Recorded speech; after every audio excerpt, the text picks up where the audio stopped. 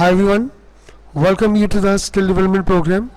The topic of the day is present simple and present continuous comparative studies part 1.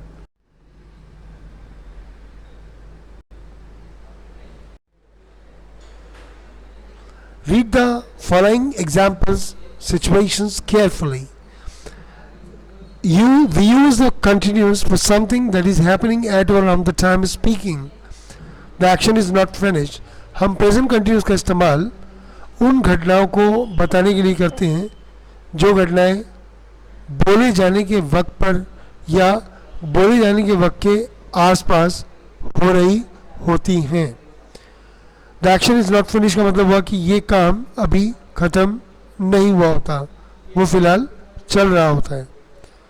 और हम बात करते हैं प्रेजेंट सिंपल की. We use the present simple in things in general or things that happen repeatedly. Things in general का मतलब ये हुआ वो सभी काम जो हम आम तौर पर करते हैं यानी रोज़ करते हैं या वो सभी काम जो हम बार बार करते हैं. मैं एक बार दोनों को दोबारा बताने की कोशिश कर रहा हूँ. यानी प्रेजेंट कंटिन्यूस ये कहता है कि वो काम हमारी आंखों के सामने हो रहा है, हम उसे बाकायदा होते हुए देख रहे हैं. जबकि प्रेजेंट सिंपल ये कहता है कि वो काम हम रोज़ करते हैं या वो काम हम बार बार करते हैं. तो इन दोनों के जो स्ट्रक्चर हैं वो कुछ इस तरह से हैं. जब हम प्रेजेंट कंटिन्यूस की बात करते हैं तो होता है आई एम डूइंग, और जब हम प्रेजेंट सिंपल की बात करते हैं तो होता है आई डू. तो आइए बात करते हैं पहले प्रेजेंट कंटिन्यूस की. प्रेजेंट कंटिन्यूस के अंदर आप इस सिचुएशन में देखिए, यहाँ लिखा है the water is boiling, can you turn it off. इन दोनों सेंटेंस में जो पहला सेंटेंस है द वाटर इज़ बॉइलिंग, इसमें हम प्रेजेंट कंटिन्यूस का इस्तेमाल कर रहे हैं. और इसके साथ जो सेंटेंस है can you turn it of, ये इसका सपोर्टिंग सेंटेंस है. अब आपको इसको ज़रा ध्यान से समझना है. Can you turn it of का सेंस ये है कि आपके सामने एक गैस स्टोव है यानी गैस का चूल्हा है और आप सामने वाले को उसे बंद करने के लिए कह रहे हैं कि आप इसे बंद कर दें, ना कि क्या आप इसे बंद कर सकते हैं. Can you turn it of का मतलब ये हुआ कि आप सामने वाले को ये कह रहे हैं कि आप इसे बंद कर दें, यानी गैस के चूल्हे को, गैस स्टोव को बंद कर दें, क्योंकि द वाटर इज़ बॉइलिंग, पानी उबल रहा है. या वाटर इज़ बॉइलिंग इसलिए नहीं लगाया कि यहाँ हिंदी की सेंस में आ रहा है कि ये पानी उबल रहा है, बल्कि इसलिए लगाया है कि ये जो सेंटेंस है can you turn it of, ये एक सपोर्टिंग सेंटेंस है जो ये बताने की कोशिश कर रहा है कि ये काम आपकी आंखों के सामने हो रहा है. इसलिए हमने इस वाले सेंटेंस को प्रेजेंट कंटिन्यूस में बनाया. अब बात करते हैं राइट साइड में दिए हुए सेंटेंस में water boils at 100 degree Celsius. इस सेंटेंस को प्रेजेंट सिंबल में बनाने के पीछे मकसद ये है कि ये सेंटेंस प्रेजेंट सिंबल में इसलिए है क्योंकि ये एक जनरल फैक्ट है, सॉरी ये साइंटिफिक फैक्ट है. वैज्ञानिकों ने इस बात को प्रमाणित किया कि पानी 100 डिग्री तापमान पर उबलता है. अब हम इसको हिंदी में जैसे मर्जी बोले वो मायने नहीं रखता, चूँकि ये एक साइंटिफिक फैक्ट है इसलिए प्रेजेंट सिंपल में आता है. Listen to those people, what language are they speaking. इस सेंटेंस में भी जो आप पहला सेंटेंस देख रहे हैं एक सपोर्टिंग सेंटेंस है जो ये दर्शाने की कोशिश कर रहा है कि आप उन लोगों की बातों को जरा सुनो. यानी हम उन लोगों की ओर इशारा कर रहे हैं जो लोग आपकी आंखों के सामने खड़े, आप उन्हें बाकायदा खड़े हुए देख रहे हैं, उन्हें बोलते हुए सुन रहे हैं. तो इसलिए दूसरा जो सेंटेंस है वो प्रेजेंट कंटिन्यूस में बना और उसमें कहा गया कि what language are they speaking. हम इस सेंटेंस को प्रेजेंट सिंबल में नहीं बना सकते, हम इसे ये कभी नहीं कह सकते what language do they speak.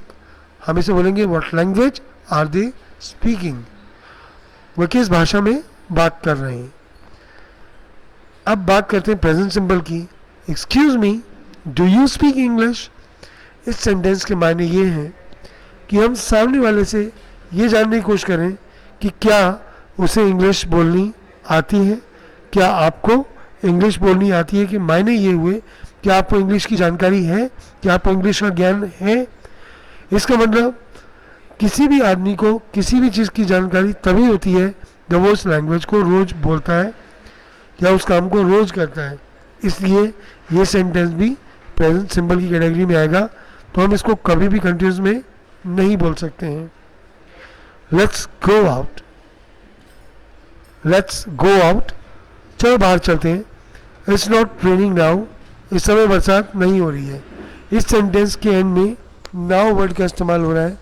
जैसा कि हमने प्रेजेंट कंटिन्यूस को सीखते समय देखा था कि वो सभी काम जो नाउ के वक्त के आसपास हो रहे होते हैं उन्हें प्रेजेंट कंटिन्यूस में बोला जाता है. यानी अगर आपको किसी सेंटेंस के एंड में now, at the time, now days, in this morning, this evening, इस तरह के वर्ड्स लगे मिलते हैं तो वो प्रेजेंट कंटिन्यूस में ही बनेगा, क्योंकि वो प्रेजेंट के अंदर नाउ के वक्त में किसी काम के होने की बात की ओर इशारा करते हैं. तो let's go out now. It's not raining. Don't disturb me. Don't disturb me, I am busy. मुझे परेशान मत करो, मैं व्यस्त हूँ. Why? What are you doing? तुम कर क्या रहे हो? व्हाट आर यू डूइंग का सेंस ये है कि कोई आदमी आपके सामने किसी काम को करने में लगा हुआ है और आप उससे ये पूछ रहे हैं कि वो किस काम को कर रहा है, यानी वो काम आपकी आंखों के सामने हो रहा है. इसलिए प्रेजेंट कंटिन्यूस में ये सेंटेंस बोला जाएगा. तो आप इसे व्हाट डू यू डू नहीं बोल सकते. लेकिन अगर हम किसी इंसान को व्हाट डू यू डू बोलते हैं तो उसके मायने ये हैं कि हम उससे उसकी जॉब के बारे में पूछ रहे हैं, उसके बिजनेस के बारे में पूछ रहे हैं, उसके व्यवसाय के बारे में पूछ रहे हैं. तो व्हाट डू यू डू जब प्रेजेंट सिंबल में होता है तो हमारा मकसद होता है ये जानना कि हम वो किस जॉब को कर रहा है, वो किस काम को कर रहा है. I am going to bed now. इसका मतलब है कि मैं सोने जा रहा हूँ. Good night. इट मीन्स इस सेंटेंस के एंड में भी नाउ लगा है तो ये प्रेजेंट कंटिन्यूस में होगा. I always go to bed before midnight. मैं आधी रात से पहले सोने चला जाता हूँ या सो जाता हूँ. तो यहाँ हम अपने डेली रूटीन के बारे में बात करें तो जो डेली रूटीन है वो प्रेजेंट सिंबल में ही लिखा जाता है, प्रेजेंट कंटिन्यूस में नहीं होता. Maria is in Britain at the moment. She is learning English. Maria इस समय ब्रिटेन में है और वो इस समय इंग्लिश सीख रही है. मैंने आपको पहले भी बताया था, ज़रूर नहीं है वो काम हमारी आंखों के सामने हो रहा हो. कभी कभी ऐसा भी होता है कि वो काम किसी टाइम में हो रहा है लेकिन हमें उसकी जानकारी है, तब भी हम उस तरह के सेंटेंस को प्रेजेंट कंटिन्यूस में बोलते हैं. जैसे इस सेंटेंस में जो मरिया है वो इस समय ब्रिटेन में है, वो हमारी आंखों के सामने नहीं है और हमें ये जानकारी है कि वो इस समय इंग्लिश सीख रही है. इस तरह के सेंटेंस को भी प्रेजेंट कंटिन्यूस में बनाया जाता है. Most people learn to swim when they are children. तो ये एक जनरल फैक्ट है, एक साधारण सी बात है कि अधिकतर जितने भी लोग होते हैं वो किसी भी चीज़ को बचपन में ही सीख लेते हैं जब वो छोटे होते हैं. तो यहाँ पर भी वही बात लागू होती है कि अधिकांश लोग तैरना बचपन में ही सीख लेते हैं जब वे छोटे होते हैं. तो ये प्रेजेंट सिंबल में ही आएगा, जनरल फैक्ट है. अब हम बात करते हैं एक और चीज़ की. एक सिचुएशन होती है टेम्पररी और एक होती है परमानेंट. टेम्पररी सिचुएशन में जब भी हम बात करेंगे तो वो कंटिन्यूस टेंस में बोला जाएगा और जब परमानेंट सिचुएशन की बात करेंगे तो प्रेजेंट सिंपल में बोला जाएगा. टेम्पररी सिचुएशन को आप ऐसे मान कर चल सकते हैं जैसे एक आदमी है, वो ये कहता है कि मैं किराए के मकान में रह रहा हूँ या रहता हूँ. तो ये मायने नहीं रखता आप हिंदी में कैसे बोल रहे हैं. यानी कोई भी आदमी जब किसी किराए के मकान में रहता है तो वो एक टेम्पररी सिचुएशन है.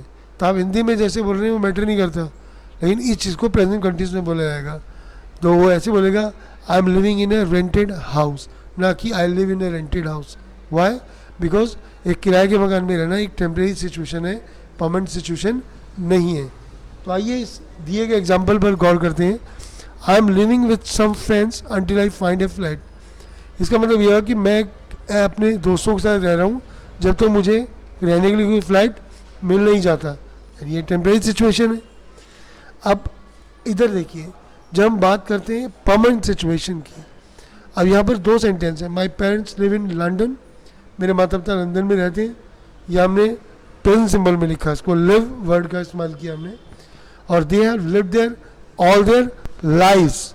They have lived there all their lives. वे सारी उम्र वहीं रहे हैं. तो ऑल देयर लाइव्स का मतलब अपनी सारी उम्र. दे का मतलब वे, है का मतलब दे हैव लिव्ड का मतलब वे रहे हैं, दे का मतलब वहाँ, ऑल देयर लाइफ अपनी सारी उम्र। आप इसे ऐसे भी कहते, उनकी सारी उम्र वहीं गुजरी है, उनकी पूरी ज़िंदगी वहीं गुजरी है, वो शुरू से ही वहीं रहे हैं। यानी ये सेंटेंस इस बात की ओर इशारा करता है कि ये एक परमानेंट सिचुएशन है। इसलिए जो ये पहला सेंटेंस आप देख रहे हैं ये प्रेजेंट सिंपल में लिखा जा रहा है, ये एक परमानेंट सिचुएशन है, इसलिए my parents live in London ये सही सेंटेंस है, ना कि my parents are living in London, क्योंकि ये जो दूसरा सेंटेंस है ये परमानेंट सिचुएशन की ओर इशारा कर रहा है, इस वजह से हमने इसको प्रेजेंट सिंपल में बनाया। हम बात करते हैं इस एग्जाम्पल की। टेम्परेरी सिचुएशन में एक आदमी है जो कभी काम को हाथ नहीं लगाता, वो काम करता ही नहीं है, लेकिन एक दिन वो पागलों की तरह काम करने पे लगा हुआ था और आपने उसको देखकर पूछा वो क्या बात है भाई, आज तो बहुत मेहनत हो रही है। तो हम इस तरह के सेंटेंस को इंग्लिश में कैसे बोलें? इस तरह के सेंटेंस को इंग्लिश में ऐसे बोला जाता है, हे you are working hard today. तो सामने वाले ने रोते हुए जवाब दिया, हाँ यार बड़ा काम बड़ा करने को दिमाग ही ख़राब हो गया है, पूरा ही होने पे नहीं आ रहा है। यानी इस तरह के सेंटेंस को इंग्लिश में कैसे बोलें? तो इस तरह के सेंटेंस को इंग्लिश में ऐसे बोला जाए, या I got a lot to do. I got means मेरे पास है, अ लॉट बहुत सारा काम, टू डू करने को। तो हम शाब्दिक अर्थ में जब जाएंगे तो उसका सेंस वो कतई नहीं होगा जैसा हम बोलते हैं। और इधर आप देखेंगे तो यहाँ पर एक टेम्परेरी सिचुएशन है, you are working hard today, यानी वो हमेशा काम नहीं करता है, वो कभी कभी करता है, यानी टेम्परेरी सिचुएशन है। अब यहाँ लिखा है John is an lazy, he works very hard most of the time. John आलसी नहीं है, he works very hard most of the time का मतलब हुआ वो आपको कभी भी खाली बैठा नहीं मिलेगा। इसका सेंस ये है वो आपको हमेशा काम करता ही मिलेगा।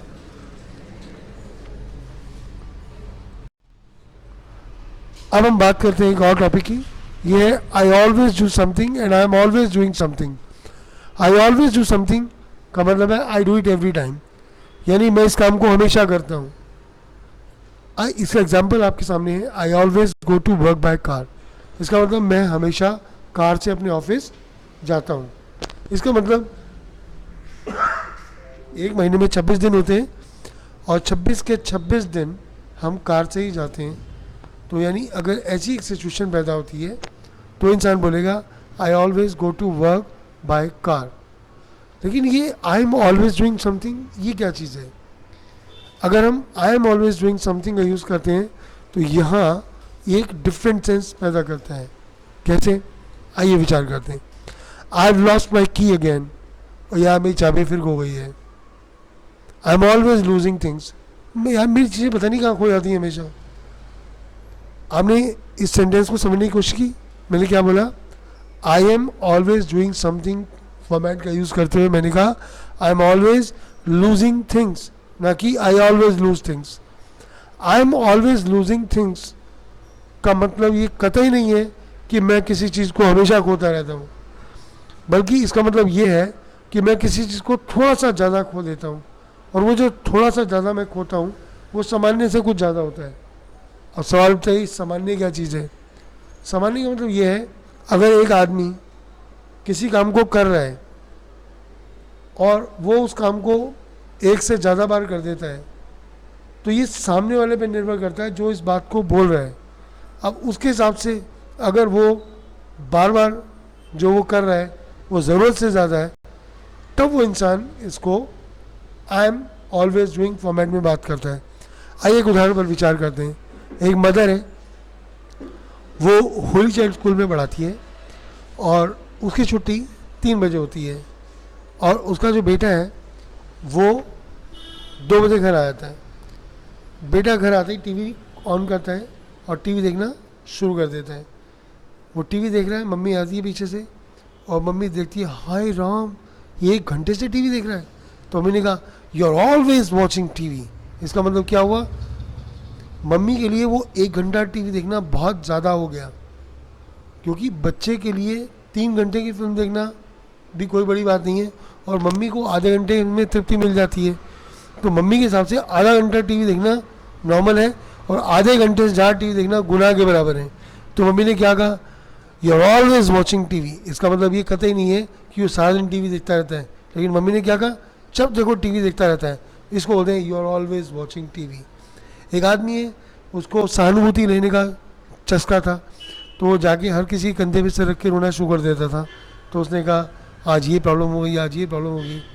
तो एक बार, दो बार सामने वाले ने झेला, और तीसरी बार आदमी का पारा 7वें आसमान में चढ़ा गया। तो उन्हें गुस्से में बोला, और जब देखो तू रोता ही रहता है, कभी ढंग की भी बात कर लिया कर। तो उसने क्या कहा, you are always complaining, you are always complaining. अब उसका मतलब ये कहते ही नहीं है कि वो हमेशा शिकायत करता रहता है। उसने सिर्फ 1 या 2 बार उसके सामने शिकायत की, लेकिन सामने वाले से बर्दाश्त नहीं हुआ, तो उन्हें छोड़ते बोल दिया यू आर ऑलवेज कंप्लेनिंग। ऐसे बहुत सारे काम हैं जो कई लोग हमारे आसपास करते हैं। जैसे हमारे बॉस ने किस दिन हमें डांट दिया, उसने हमें एक बार डांटा, गलती से एक बार और डांट दिया, हमने उसके बारे में एक इमेज बना ली, ये जब देखो डांटता ही रहता है, ही इज़ ऑलवेज कॉल्डिंग मी, यानी he is always behaving abnormally, ये हमेशा उल्टा व्यवहार करता रहता है। मेरा कहने मतलब ये है कि जो भी काम हम ऐसा महसूस करते हैं कि वो ज़्यादा हो रहा है, तब हम इस फॉर्मेट में बात करते हैं, right. With that the topic is over and thanks for being with me. Have a nice day.